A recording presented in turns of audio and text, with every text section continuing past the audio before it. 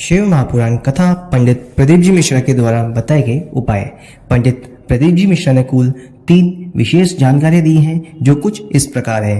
पहली, अगर आप 4 लोगों के बीच में बैठ रहे हो तो आपको अपनी जुबान पर काबू रखना चाहिए। आपको अपनी वाणी पर काबू रखना चाहिए। कभी भी कुछ भी ऐसा नहीं करना चाहिए जिससे किसी को दुख पहुंचे।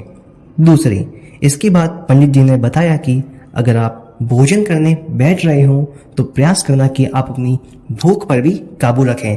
आपको अपनी भूख पर काबू रखना सीखना चाहिए। दूसरा, अगर आप किसी के घर पर जा रहे हो तो आपको अपनी निगाहों पर भी काबू रखना चाहिए।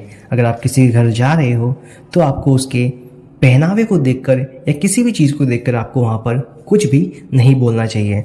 आपको कुल इन तीनों बातों का ध्यान रखना चाहिए। अगर आप इन तीनों बातों का ध्यान रखते हैं तो आपकी ज़िंदगी संवर जाएगी, अन्यथा आपकी ज़िंदगी को बर्बाद होने से कोई नहीं बचा सकता, कोई नहीं रोक सकता। तो आपको इन तीनों बातों का विशेष रूप से ध्यान रखना चाहिए। धन्यवाद।